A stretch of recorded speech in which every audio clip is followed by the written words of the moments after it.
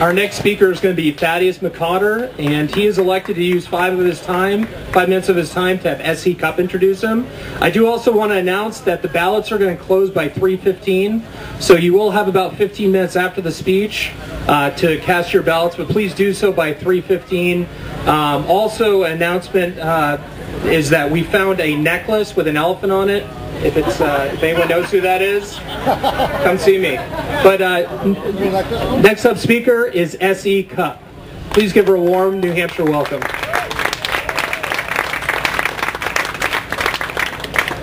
Thanks. Hi, how are you? Great. It's great to be here. I grew up not far from here, down in Massachusetts, just over the border. Always love coming home. Good to see you. I just want to start by saying that at this very moment, some of the best race car drivers in the country and Dale Earnhardt Jr. are practicing, getting ready for tomorrow's race in Michigan in Thaddeus McCotter's home track. I know some people find going around in circles for hours a little weird, but Congressman McCotter works in Washington, so unfortunately he's used to that. I want to share just a couple quick anecdotes about Congressman McCotter because I happen to know him. We'll say better than the average voter, not as good as his immediate family.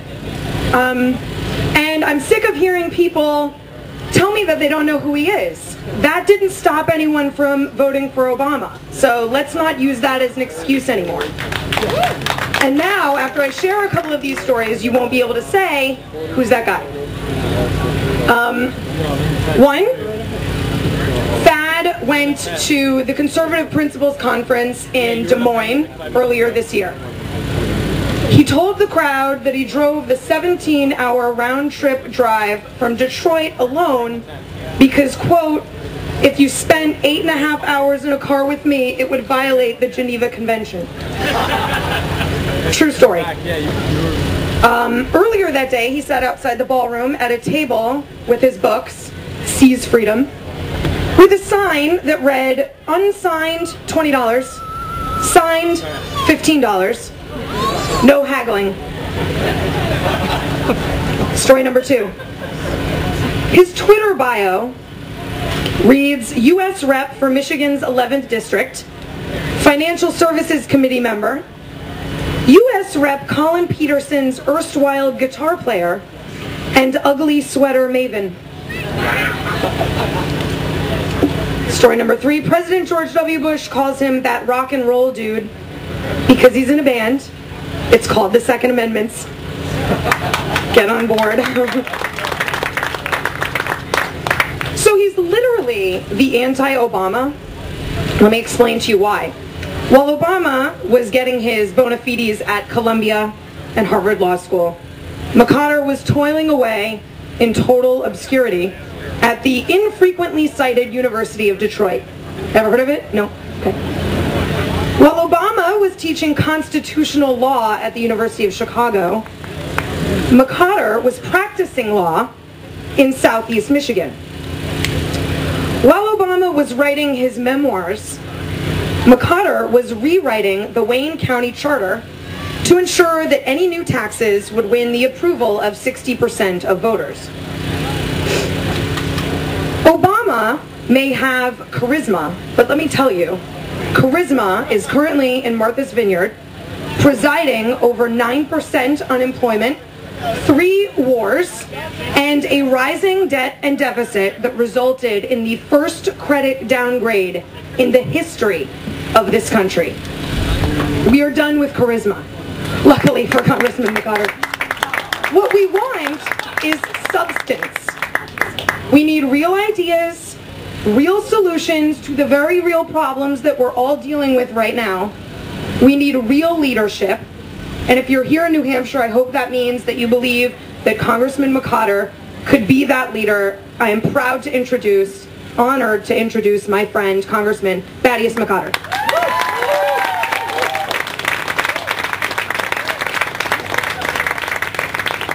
I have very good news. Very good news.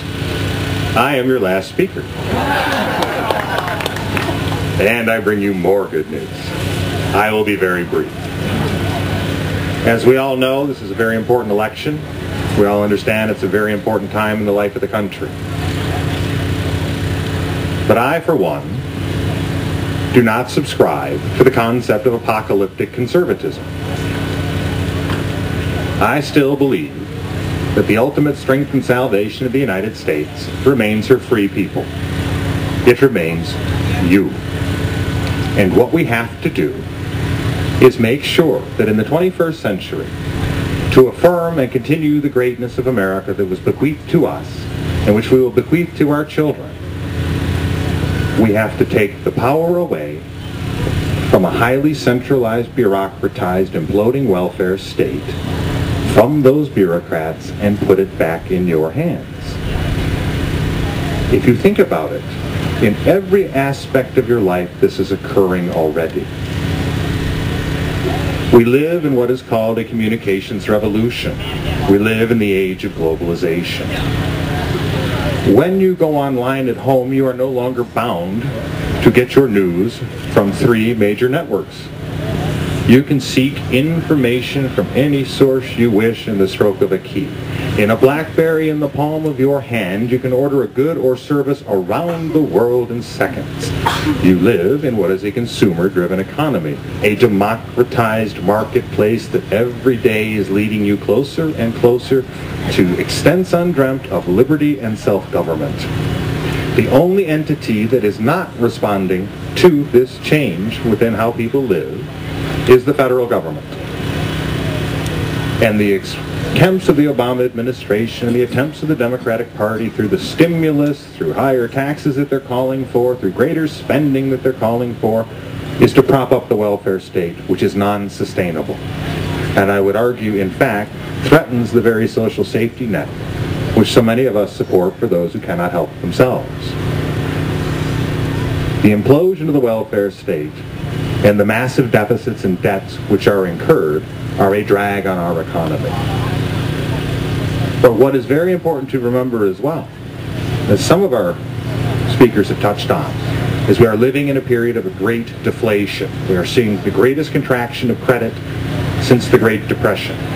If this issue is not addressed, if the failed Wall Street bailout banks are not forced to recapitalize at their expense, not yours, if the ones that are insolvent are not separated out, if they're closed down and have their assets put in Resolution Trust Corp., if their leverage limits are not such that they can never implode again, all the tax relief in the world, all the regulatory reform in the world, and all the energy policy improvements that we want will not get us out of a period of prolonged stagnation. This is something that Mr. Bernanke still does not understand, and that this administration does not understand. We know that recently the Federal Reserve talked about keeping interest rates almost at 0 for another 2 years. This is not going to work, because it is not a question of the money supply. It is a question of the multipliers within the economy, namely the small businesses, the entrepreneurs, the innovators that will grow the economy in the near term and shape the economy for the 21st century. And to do so, they need access to capital, access to credit. So if you restructure the federal government to remove that debt drag on the economy, if you force the restructure and recapitalization of the big Wall Street failed bailout banks, you will see 2 great anchors and impediments to the growth of the American economy removed. So 14 million Americans can again find work. So 30 million Americans or more that cannot switch jobs because there are no better ones out there can finally begin to again pursue their prosperity and their dreams in better positions. And so that an entire generation of youth is not forced to realize that the place the Obama administration has reserved for them in the new normal economy is their parents' basement. As the parent of a college-age son, I really hope that's not what happens, any more than he does. And finally, we have to accept the fact that as a free people, not only do you inspire the world, but you constitute a threat to every terrorist and tyrant who would oppress their own people or subjugate others. Because as their people suffer, they look to you to see what a free people can achieve. And they ask the tyrants and they ask the despots, why can't we have our God-given liberty the same way they do? This is why, although the temptation is great, we cannot simply retrench, we cannot simply retreat from the world. because the problems we leave behind, especially if we break our word to the people we told we would help give them an opportunity to be free, the problems will follow us to our doorstep. This is not the 1970s. The problems that we leave behind us overseas will continue to try to follow us home. So in a nation in stagnation, a nation that finds itself with its security threatened, we can sense the chaos in our midst because we are being neither led nor governed by the Obama administration. We can look at the jeopardy around us, or we can seize the opportunity amidst the crisis to play our part in continuing this revolutionary experiment in liberty and self-government. I have no doubt we will, and I promise you that if honored to be the Republican nominee for President of the United States, and an honor to serve as your President of the United States, I will not be a president for the pundits. I'm hungry. You didn't eat all the lobster, did you, dude? It's a nice look. Looks like a budding drummer. I love it. I love a picnic. I promise not to be a president for the pundits or the bundlers or the powerful. I will be a president for the people. I will be a president for you. Thank you for listening to me, and now with whatever time I got left, we're going to play again.